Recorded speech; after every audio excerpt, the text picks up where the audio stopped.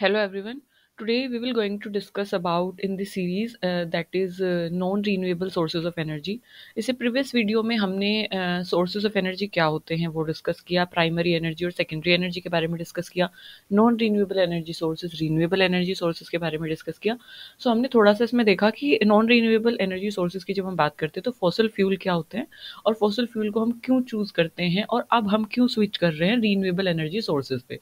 सो ये कुछ थोड़ा सा ओवरव्यू हमने एनर्जी सोर्सेज के बारे में देखा था. अभी हम इसके बारे में डिस्कस करने वाले हैं कि what are non renewable sources of energy and what actually are fossil fuels. So non renewable sources of energy कितने टाइप्स के होते हैं तो वो थोड़ा सा हम ओवरव्यूज में देखने वाले हैं. सो डिस्कस करते हैं सबसे पहले पेट्रोलियम या क्रूड ऑयल से. सो जब हम non renewable sources of energy की बात करते हैं ना तो उसमें हमारा कोयला आता है यानी कोल, पेट्रोलियम जिसे क्रूड ऑयल भी बोलते हैं क्योंकि इनिशियली क्रूड ऑयल की फॉर्म में एक्सट्रैक्ट किया जाता है, and then natural gas.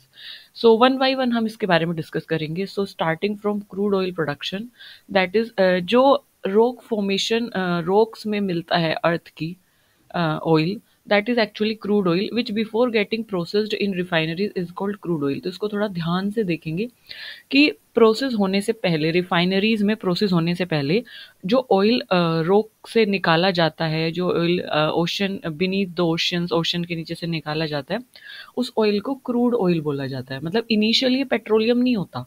Initially जब इसको एक्सट्रैक्ट किया जाता है, जिस फॉर्म में इसको एक्सट्रैक्ट किया जाता है, ये कौन सी फॉर्म होती है? Crude oil. ठीक है, तो उसको ध्यान रखेंगे. अब क्रूड ऑयल क्या होता है? ये मिक्सचर होता है बहुत सारे हाइड्रोकार्बन का, यानी कि एक लॉन्ग चेन हाइड्रोकार्बन होते हैं. मतलब कि कार्बन और हाइड्रोजन से बॉन्डेड केमिकल स्ट्रक्चर इसका होता है.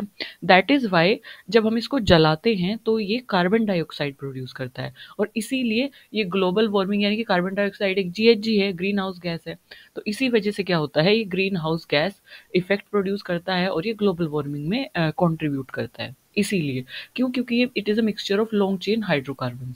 सो बर्न करने पे कार्बन डाइऑक्साइड प्रोड्यूस करता है. तो जब हम क्रूड ऑयल को एक्सट्रैक्ट करते हैं ना तो it is processed bye fractional distillation and transported two point of consumption. तो जब हम इसको क्रूड ऑयल को क्या करते हैं, एक तरीके से इसको प्रोसेस्ड करते हैं. सो इट इज़ लाइक जब हम इसको प्रोसेस्ड करते हैं तो ये क्या होता है कि ये बहुत सारे इसमें इसमें से बहुत सारे एक तरीके से ऑयल निकलते हैं, जैसे कि केरोसिन ऑयल, पेट्रोलियम, और इस तरीके से बहुत सारे ऑयल इसमें से रिलीज निकलते हैं, रिलीज होते हैं. सो एक बार मैं इसको फ्रैक्शनल डिस्टिलेशन किस तरीके से होता है और कौन कौन से इसमें से ऑयल निकलते हैं, डिफरेंट डिफरेंट टेम्परेचर है, डिफरेंट डिफरेंट डिग्री, वो एक बार मैं आपको एक तरीके से दिखा देती हूँ यहाँ पे. let me just show you the thing, wait for it. So petroleum जो है at this temperature, at this temperature okay, uh,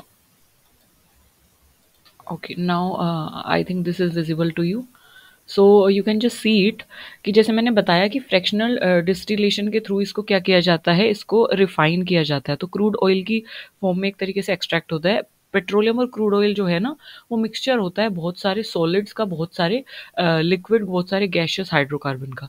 तो इसको ना रिफाइन किया जाता है फ्रैक्शनल डिस्टिलेशन में. फ्रैक्शनल डिस्टिलेशन मतलब कि डिफरेंट डिफरेंट इसमें जो भी कंपोनेंट्स होंगे उनका डिफरेंट डिफरेंट क्या होता है, यू कैन से बॉइलिंग पॉइंट होता है. तो डिफरेंट डिफरेंट बॉइलिंग पॉइंट पे हम अलग अलग कंपाउंड हमें मिलता है. तो दैट इज फ्रैक्शनल, मतलब हर एक फ्रैक्शन पे हमें डिफरेंट कंपाउंड मिलता है. सो रिफाइनिंग जब हम इसकी करते हैं ना तो रिफाइनिंग के दौरान हमें पेट्रोलियम मिलता है और अदर यूजफुल सब्सटेंसेस मिलते हैं, और ये रिफाइनिंग होती है ऑयल रिफाइनरीज में. और कौन सा किस के थ्रू होता है? फ्रैक्शनल डिस्टिलेशन के थ्रू ही होता है. ठीक है, डिपेंडिंग ऑन द कि टेम्परेचर क्या है, मतलब जो भी आपको सब्सटेंस मिलेगा उसका. I hope you got some idea. ठीक है, अब इस पिक्चर को एक बार आप देखिए. आई थिंक इस पे पेन तो नहीं, एनोटेशन नहीं होंगी इसमें I think, but let me try the annotation, अगर पॉसिबल हो सकता है तो. ओके, हाँ, एनोटेशन पॉसिबल है. सो एक बार देख लेते हैं. देखिए, ये आपको फ्रैक्शनल डिस्टिलेशन का एक कॉलम विजिबल है. फ्रैक्शनल डिस्टिलेशन का कॉलम विजिबल है. This is fractional distillation column. And here fraction increase in decrease in density and boiling point. यहाँ पे जो फ्रैक्शन है वो अकॉर्डिंग टू बॉइलिंग पॉइंट एक तरीके से सारे सब्सटेंसेस क्या हो जाते हैं, सेपरेट आउट हो जाते हैं। इस एरिया से, यहाँ से क्रूड ऑयल को क्या किया जाता है, ये जो फ्रैक्शनल डिस्टिलेशन का कॉलम है इसके अंदर एक तरीके से पोर किया जाता है, और यहाँ पे इन्होंने इसको क्या प्रोवाइड किया, हीट भी प्रोवाइड की है, ठीक है। इसमें आपने देखा कि टेम्परेचर एक तरीके से रोल प्ले कर रहा है। यहाँ पे टेम्परेचर ज़्यादा है नीचे, और ऊपर आते आते कहीं ना कहीं टेम्परेचर कम हो जाता है। तो जब आप यहाँ पे देखेंगे तो टेम्परेचर है 600 डिग्री सेल्सियस, है ना।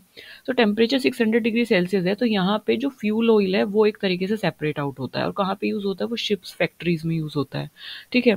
उसके अलावा ल्यूब्रिकेटिंग ऑयल एक तरीके से सेपरेट आउट होता है इस टेम्परेचर पे, वैक्सेस और पॉलिशेस में जो यूज़ होता है। 270 पे जो कार्बन 14 और कार्बन 20 की जो चेन है, जो कि डीजल ऑयल है, डीजल जिसे बोलते हैं, ट्रेन फ्यूल में जो यूज़ होता है वो सेपरेट आउट होता है। 170 पे केरोसिन जो कि जेट फ्यूल में यूज़ होता है वो एक तरीके से सेपरेट आउट होता है, और पेट्रोल जो कि गैसोलीन जो कि कार्स वगैरह में यूज़ होता है वो एक तरीके से सेपरेट होता है। फिर नेफेटा जो कि काइंड ऑफ अलग केमिकल, वो सेपरेट आउट होता है, और फिर उसके बाद जो है गैसेस सेपरेट आउट होती है। तो बेसिकली इसमें ना टेम्परेचर रेंज दी है, और दिया है कि अ, किस टेम्परेचर पे कौन सा ऑयल या कौन सी गैस जो है वो सेपरेट आउट होती है, और उसको हम कहाँ पे यूज़ करते हैं। तो जैसे कि डिफरेंट डिफरेंट आपको एप्लीकेशंस उसके दिए, लिक्विफाइड पेट्रोलियम गैस एलपीजी जिसे बोला गया, फुल फॉर्म पूछ ली जाती है। तो 20 डिग्री सेल्सियस पे गैसेस क्या होती है, सेपरेट आउट होती है। तो डिपेंडिंग ऑन द टेम्परेचर जो है डिफरेंट डिफरेंट जो पार्ट कार्बन चेन के जो केमिकल स्ट्रक्चर है, कार्बन चेन के जो केमिकल्स हैं वो एक तरीके से सेपरेट आउट होते हैं depending on the temperature, depending on the their density, depending on their boiling point, ठीक है। तो crude oil is a mixture of different types of gaseous hydrocarbon, solid and liquid. That's why they separate out. So this is what I call this fractional distillation. So इस तरीके से होता है। Now moving on to our part that is okay, वापस चलते हैं।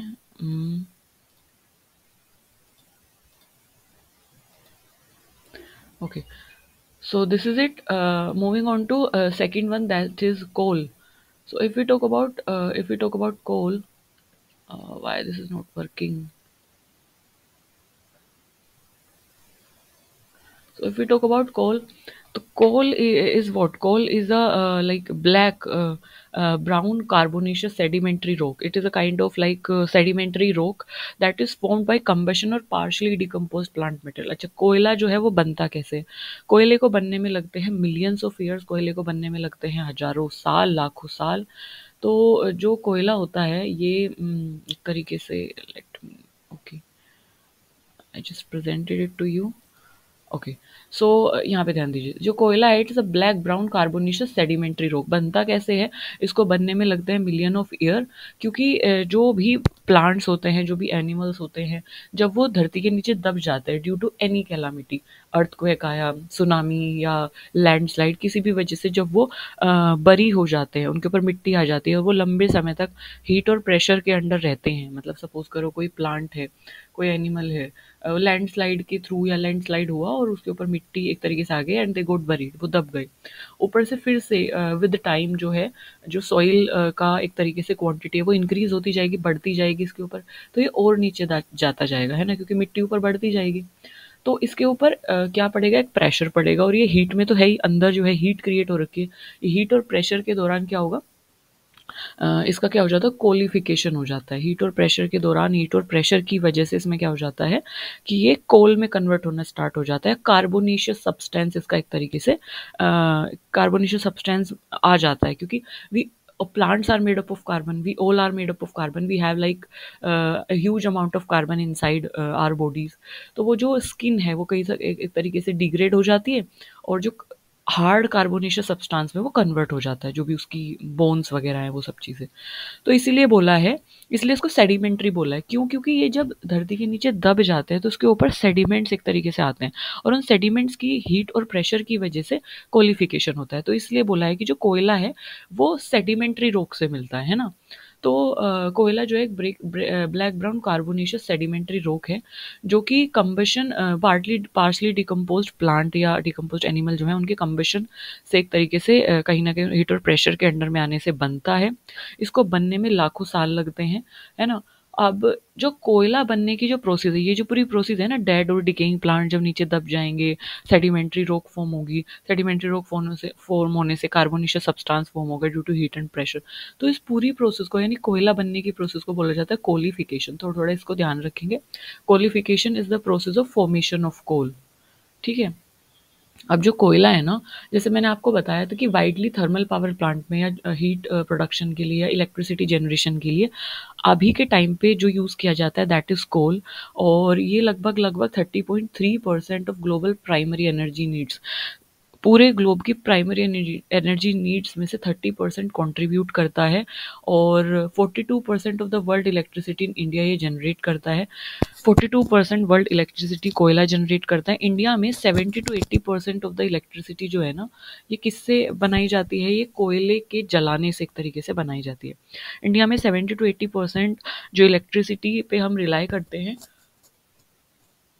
वो एक तरीके से non renewable sources of energy पे रिलाई करते हैं। और उसमें भी मेजरली जो non renewable source of energy है वो है कोयला। थर्मल पावर प्लांट में जिसको बर्न करके एनर्जी जनरेट की जाती है, तो 70 to 80% हमारी जो एनर्जी डिमांड है वो कोयले पर एक तरीके से डिपेंड कर रही है। तो it's like a huge huge number. अब the amount of energy in coal is expressed in British thermal unit per pound, BTU।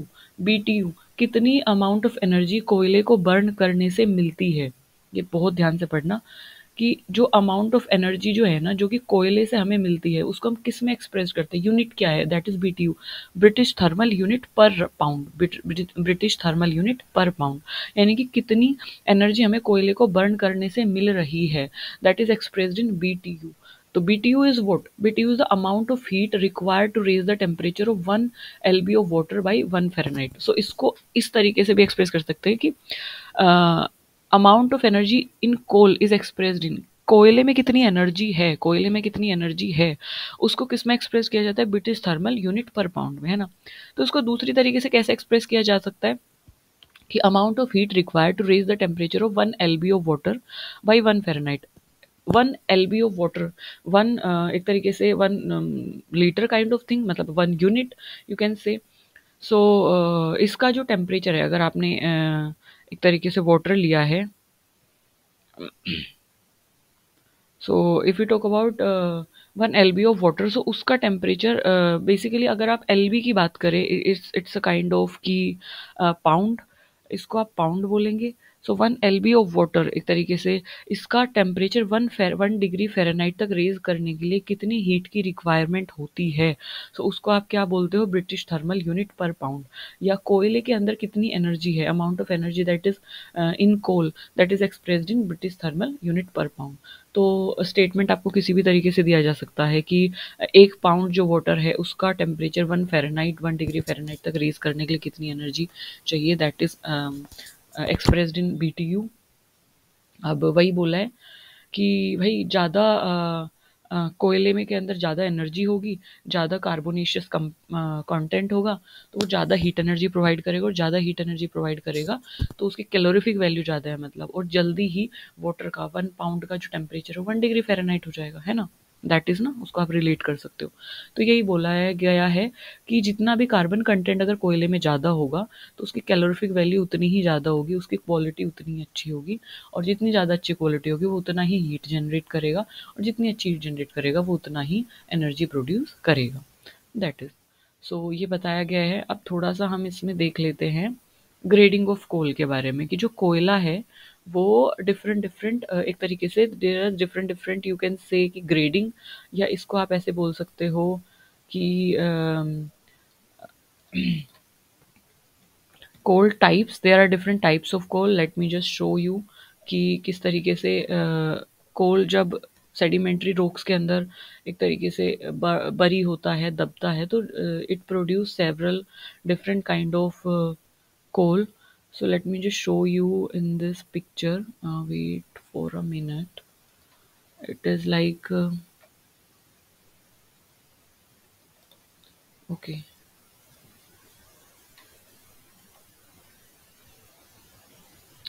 सो इसमें मेंशन है कि how this coal is like, okay, so wait, बस wait for some time, let me just show you. Okay, let me just this present something else. This is a type of coal. Okay, I hope this is visible to you. um I hope this is visible to you. Okay, now this is visible, I hope. Okay, okay, this is now visible to you, I think. So इसमें क्या mention किया गया है कि इसको एक बार rough कर देते हैं. इसमें क्या मेंशन किया गया है कि जो कोयला होता है ना, इट हैज़ डिफरेंट काइंड्स. क्योंकि इनिशियली जैसे मैंने बताया कि कार्बन कंटेंट उसमें होता है, तो इनिशियली कार्बन कंटेंट उसमें उतना नहीं होता, 80 to 90% कार्बन कंटेंट एकदम से उसमें नहीं होगा ऑब्वियसली, है ना. तो किस बिहाफ पे कैसे कार्बन कंटेंट उसमें होता है, अब यहाँ पे देखिए. जो कोयला है ना, वो 4 कैटेगरी में डिवाइडेड है, और ये कैटेगरी बहुत बहुत इंपॉर्टेंट है, क्योंकि डायरेक्टली आपसे पूछ लिया जाता है कि कार्बन कंटेंट किसमें ज़्यादा होता है, किसमें कम होता है, कौन सा कोयला हीट और प्रेशर के अंडर आके क्या बनता है. तो दीज आर सम थिंग्स. देखो, सबसे पहली कैटेगरी जो है वो पीट, सेकंड कैटेगरी जो है वो लिग्नाइट, थर्ड कैटेगरी है बिटुमिनस, और एंथ्रासाइट है फोर्थ कैटेगरी. तो पहली कैटेगरी जो है कोयले की बनने की, जब कोलिफिकेशन होता है, जब कोयला बनने की प्रोसेस होती है, सो फर्स्ट कैटेगरी जो होती है वो होती है पीट, जिसमें जो कोयला है वो अभी बरी हुआ है, मतलब कि जो प्लांट्स और एनिमल हैं वो अभी बरी हुए हैं, अर्थ के नीचे ऊपर सेडिमेंट्स वहाँ पे आए हैं. तो पीट जो है दैट इज एक्चुअली नॉट कोल, वो अभी कार्बन कंटेंट उसमें से बाहर नहीं आया, अभी उसमें कार्बन कंटेंट उतना है नहीं, तो वो एक्चुअली कोल नहीं है, वो कोयला नहीं है ना. तो अगर हम पीट की बात करें, सो यहाँ पे आप देख सकते हैं कि it is in the range of increase moisture content, मतलब यहाँ पे जैसे एरो दिया गया है, तो इस वाले कोयले में जो पीट जो है, इसमें अभी कार्बन कंटेंट नहीं है उतना ज़्यादा, मॉइस्चर कंटेंट बहुत ज़्यादा है, मतलब अभी ये बहुत सॉफ्ट कोल है, एक्चुअली ये कोल नहीं है. तो मतलब इसमें बहुत ज़्यादा मॉइस्चर है. तो मॉइस्चर का मतलब ज़्यादा मॉइस्चर है, मतलब कि ये कैलोरीफिक वैल्यू इसकी इतनी ज़्यादा होगी नहीं, अगर आप जलाओगे तो ज़्यादा हीट देगा नहीं, क्योंकि जो वेट चीज़ें होती है, गीली चीज़ें होती है, वो ज़्यादा एनर्जी नहीं प्रोवाइड करती. तो इसमें मॉइस्चर ज़्यादा है, मतलब कि ये हीट ज़्यादा प्रोवाइड नहीं करेगा, मतलब ये हार्ड भी नहीं है. तो वही चीज़ बोली गई है कि जो पीट है, इसका डिस्क्रिप्शन क्या हो सकता है. इसका डिस्क्रिप्शन ये होगा कि partially decayed plant matter in swamps bogs low heat content. अभी अभी जो बरी हुए हैं प्लांट या फिर एनिमल्स या फिर प्लांट मैटर, जो कि स्वेम्स में यानी वेटलैंड्स में, बोग्स में, या धरती के नीचे जो अभी दबे हैं, तो उसमें कार्बन कंटेंट उतना ज़्यादा नहीं है, मॉइस्चर कंटेंट ज़्यादा है, और they are like comparatively soft.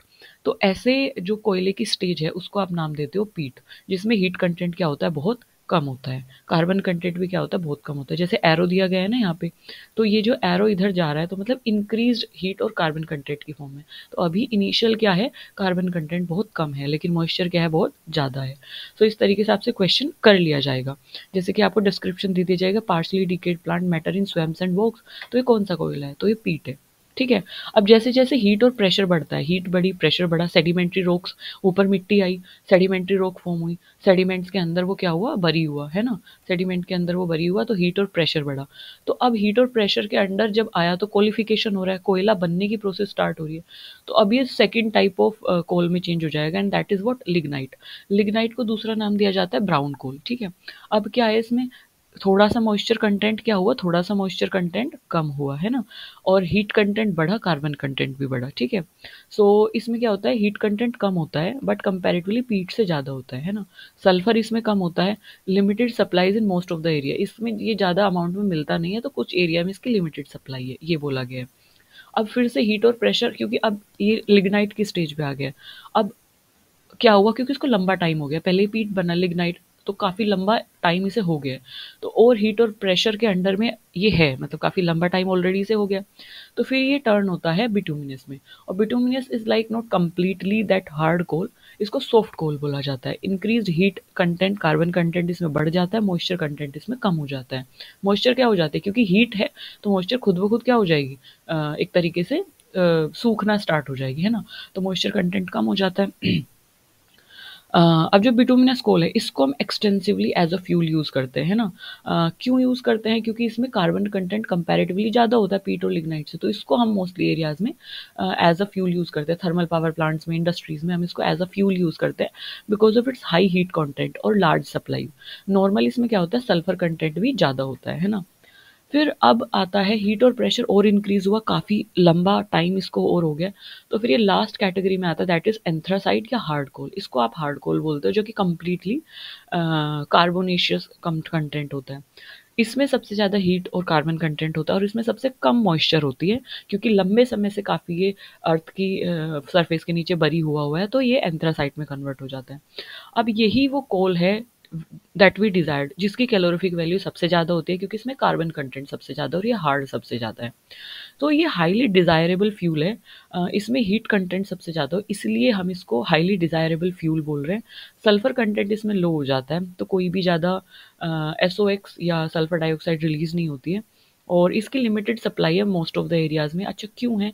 अब एक क्वेश्चन ये उठता है कि जब इसमें सबसे ज़्यादा कार्बन कंटेंट होता है, मॉइस्चर कंटेंट सबका कम होता है और डिज़ायरेबल कोल ये है, तो ये क्यों नहीं यूज़ होता है एक्सटेंसिवली फ्यूल के तौर पे? ये इसलिए यूज़ नहीं होता है क्योंकि कोयले की इस स्टेज तक आने के लिए बहुत लंबा समय लगता है और बहुत कम कोयला ऐसा होता है, क्योंकि मिलियंस ऑफ ईयर्स इसको लग जाते हैं, है ना, एंथ्रासाइट बनने में। तो एंथ्रासाइट बनने तक का टाइम कोयले को मिलता ही नहीं है ना?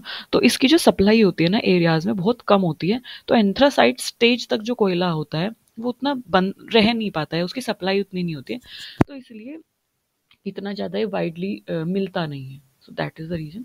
तो बिट्यूमिनस वो कोल है जो कि वाइडली यूज़ किया जाता है और ईज़िली मिल जाता है इंडियन एरियाज़ में। So this is it about this thing. Now moving on to our next part, that is so moving on to this part. Okay, so moving on to this part, that is lignite and brown coal. Let me just this is why this is here. So इसको एक बार पढ़ लेते हैं कि क्या क्या mention किया गया है इसमें, और मैं इसको एक बार रफ कर देती हूँ। Let me just rough this.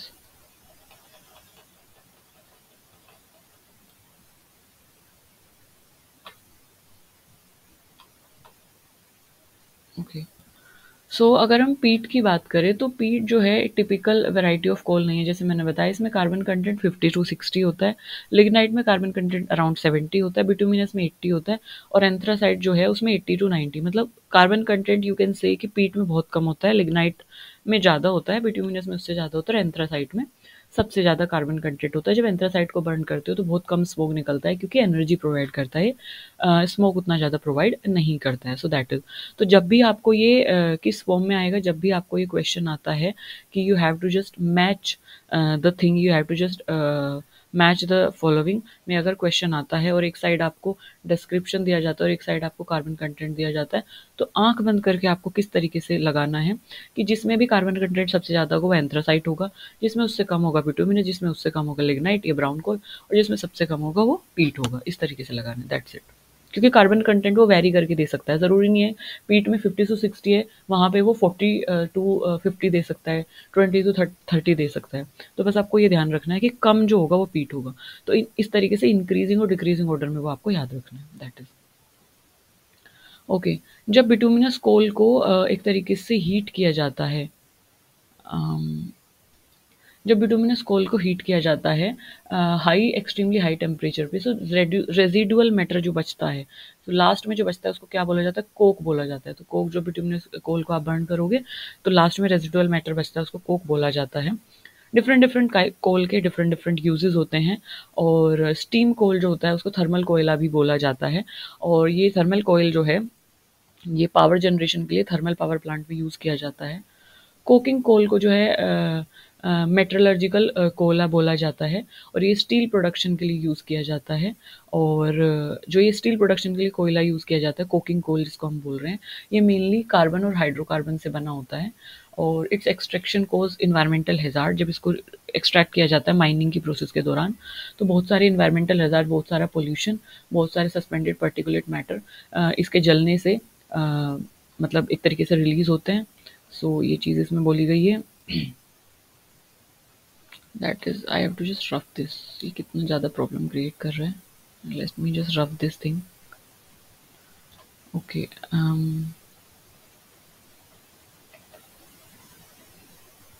Wait for a minute, let me just rough this red part so that जो भी हम एनोटेशन यहाँ पे एक तरीके से मेंशन करते हैं वो विजिबल हों, because these are not visible.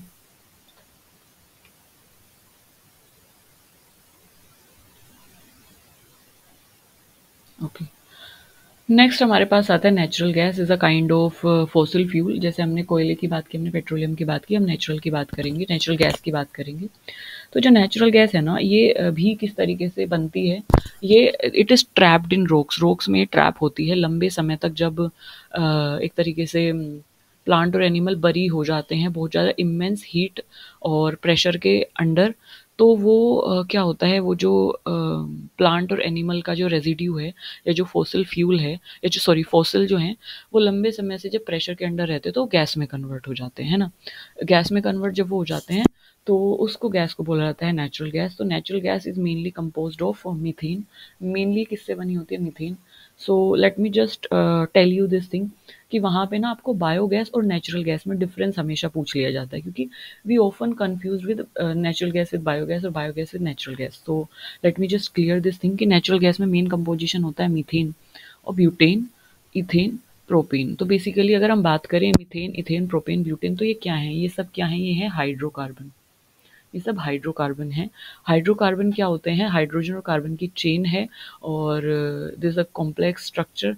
और जब इनको बर्न किया जाएगा तो कार्बन डाइऑक्साइड प्रोड्यूस करेगा। तो this are mainly composed of this, है ना। अब इनमें क्लोरिफिक वैल्यू, कैलोरीफिक वैल्यू होती है बहुत ज़्यादा। अच्छा, मीथेन, इथेन, प्रोपेन, ब्यूटेन के अलावा इसमें और भी कार्बन डाइऑक्साइड और हाइड्रोजन सल्फाइड, इसमें और भी एक तरीके से कंटेंट होता है गैसेस का, बट मेनली इसमें क्या होता है, हाइड्रोकार्बन होता है। तो ये थोड़ा सा आप ध्यान रखेंगे। Some of the organic material were change by heat and pressure into coal, oil and coal. कुछ ऑर्गेनिक मटेरियल किस में हो जाता है, हीट और प्रेशर के अंडर में कोयले और ऑयल में चेंज हो जाता है ना।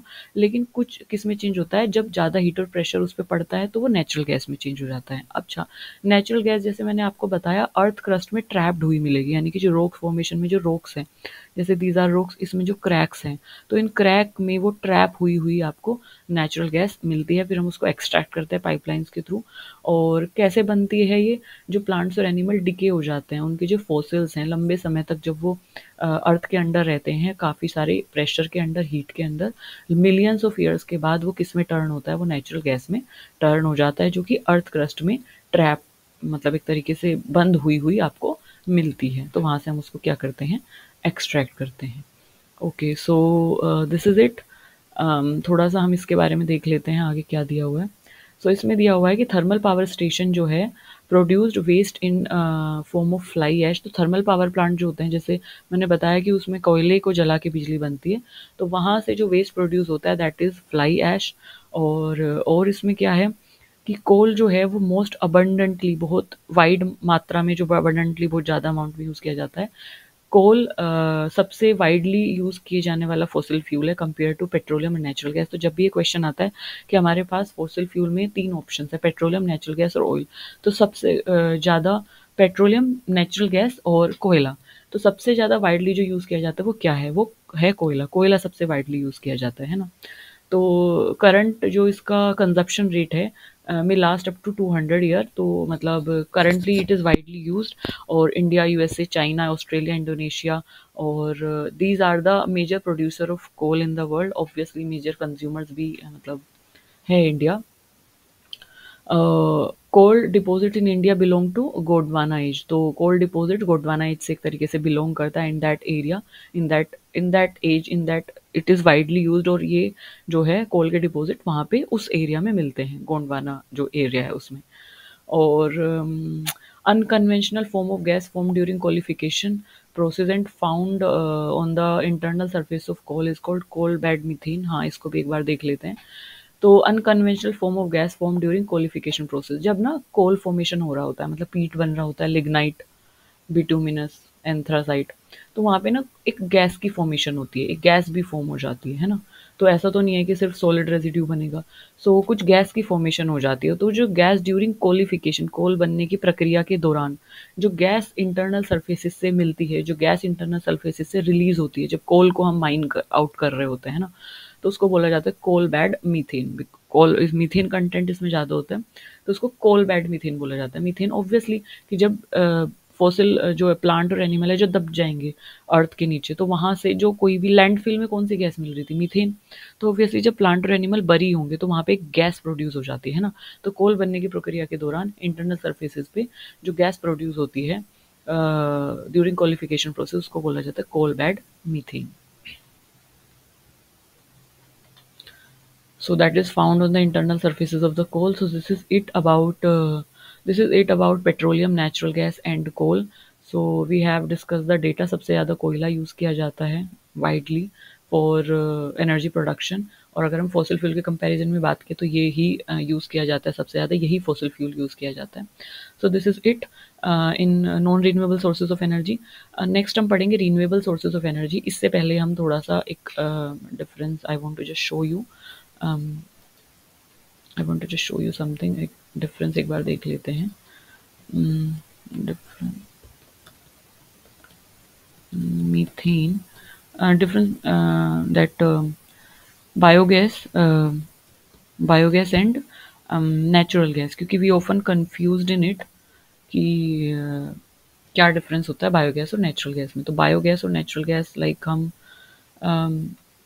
उन्हें काफ़ी ज़्यादा सिमिलर समझ लेते हैं। So let me just show you this thing. There is a complex difference between biogas and natural gas. It not.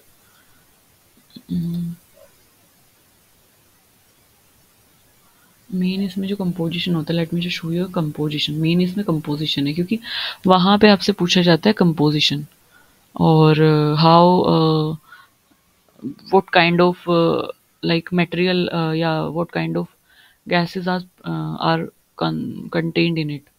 so वो आपसे पूछ लिया जाता है।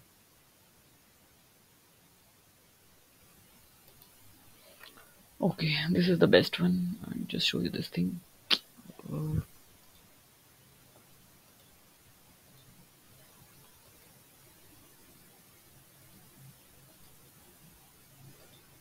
I hope this is visible to you। Now this is visible I think। Okay, this is visible to you। So इसमें सबसे पहले देखिए कि बायोगैस और नेचुरल गैस में डिफरेंस क्या है। जब हम बायोगैस की बात करते हैं, when we talk about biogas, annotation एक बार ओपन कर लेते हैं। एनोटेशन में जब हम बायोगैस की बात करते हैं तो क्या होता है, biogas is a kind of natural या रिन्यूएबल सोर्सेज ऑफ एनर्जी। क्योंकि जब प्लांट और एनिमल की स्लरी फॉर्म होती है, जो हम उसको डाइजेस्टर टैंक में एक तरीके से डंप कर देते हैं, तो वहाँ से वो गैस प्रोड्यूस होती है। तो that is a kind of renewable source of energy. क्योंकि जो भी बायोडिग्रेडेबल सोर्स या बायोडिग्रेडेबल वेस्ट मटेरियल प्रोड्यूस होता है, तो बायोडिग्रेडेबल वेस्ट मटेरियल जब प्रोड्यूस होता है तो बायोडिग्रेडेबल वेस्ट मटेरियल से वो गैस बनती है। बायोडिग्रेडेबल वेस्ट मटेरियल तो डेली प्रोड्यूस होता रहेगा, काफ़ी भारी मात्रा में प्रोड्यूस होता है, तो इसलिए रीन्यूएबल की कैटेगरी में आती है। ऑन द अदर हैंड अगर हम नेचुरल गैस की बात करें तो मिलियंस ऑफ ईयर्स इसे लग जाते हैं बनने में, गैस बनने में। फॉसिल फ्यूल से ये बनती है, तो इसलिए non renewable source of energy में आ जाती है। अगर हम प्रोडक्शन की बात करें इसकी, तो बायोगैस का जो प्रोडक्शन होता है वो कैसे होता है, anaerobic digestion of organic matter. जैसे मैंने आपको पहले भी बताया था, डाइजेस्टर टैंक होता है, डाइजेस्टर टैंक में जब बायोडिग्रेडेबल मटेरियल को आप डालोगे तो उसमें एनारोबिक डिकम्पोजिशन होता है। एनारोबिक डिकम्पोजिशन का मतलब होता है जो ऑक्सीजन की एब्सेंस में होता है, जहाँ पे एनारोबिक बैक्टीरिया जैसे कि मिथेनोजेनेसिस के थ्रू ये गैस प्रोड्यूस करते हैं। इसमें से भर भर के मीथेन गैस निकलती है। That is. अगर दूसरे हाथ पे मैं नेचुरल गैस की बात करूं तो it form from the decay of ancient organic matter. Ancient organic matter जो है मतलब लंबे समय से जो बरी हुए हैं, दबे हुए हैं प्लांट या एनिमल या उनके रेजिड्यू, तो उनका डिके होता है और वहाँ से उस ऑर्गेनिक मैटर से क्या गैस निकलती है, नेचुरल गैस निकलती है। और इसको काफ़ी लंबा टाइम लगता है बनने में। अगर मैं कंपोजिशन की बात करूँ, which is very very much important, क्योंकि यही पूछा जाता है कि बायोगैस और नेचुरल गैस का कंपोजिशन क्या है। अगर मैं बायोगैस की बात करूँ ना, तो बायोगैस मेनली कंपोज होती है मीथेन की, मेनली इसमें मेन मीथेन होगा। क्यों?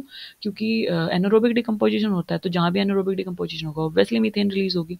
बट सेकंड तौर पे इसमें क्या होता है, मीथेन के बाद इसमें सेकंड मेजर कंटेंट होता है कार्बन डाइऑक्साइड का, और इसके बाद अदर ट्रेस गैसेस होती हैं, जैसे कि हाइड्रोजन सल्फाइड, और इसके अलावा सम अदर गैसेस भी इसमें कंट्रीब्यूट करती हैं, कुछ अमाउंट में इसमें वाटर वेपर भी होती है। अगर मैं नेचुरल गैस की बात करूँ, तो ये भी कंपोज्ड होती है मेनली मीथेन की, जो कि हमने अभी बात की, लेकिन इसमें जो है अदर कंटेंट किसका होता है, अदर हाइड्रोकार्बन का होता है। मतलब मेन उसमें क्या होगा, मीथेन सबसे ज़्यादा अमाउंट में 60 to 70% मीथेन होगा, 70 to 80% मीथेन आप मान लीजिए मेजर कंटेंट मीथेन का होगा, दोनों में मेजर कंटेंट मीथेन का होगा। लेकिन डिफरेंस क्या होगा कि नेचुरल गैस मीथेन के साथ साथ और हाइड्रोकार्बन की बनी होती है। इसलिए अगर मैं बात करूँ बायोगैस और नेचुरल गैस की, तो नेचुरल गैस ज़्यादा एक तरीके से, क्योंकि फॉसिल फ्यूल है, फॉसिल फ्यूल में कार्बन कंटेंट भी ज़्यादा होता है, तो इस वजह से क्या होता है कि जब हम इसको बर्न करते हैं तो ये नेचुरल गैस ज़्यादा हार्मफुल होती है, क्योंकि इसमें मिथेन इज हाइड्रोकार्बन, इसके अलावा अभी बात की हमने प्रोपेन भी होता है, ब्यूटेन भी होता है, मिथेन इथेन इथेन होता है, प्रोपेन होता है, ब्यूटेन होता है, तो चारों ही क्या होता है, हाइड्रोकार्बन होते हैं। तो मेजर कंटेंट इसमें क्या होता है, हाइड्रोकार्बन का होता है। तो जिसको जब हम बर्न करेंगे तो हमें कार्बन डाइऑक्साइड गैस मिलती है, या कार्बन डाइऑक्साइड गैस, या एक तरीके से अगर सल्फर है उसमें कोयले में, तो हमें सल्फर डाइऑक्साइड प्रोड्यूस होते हैं जब इसको हम बर्न करते हैं।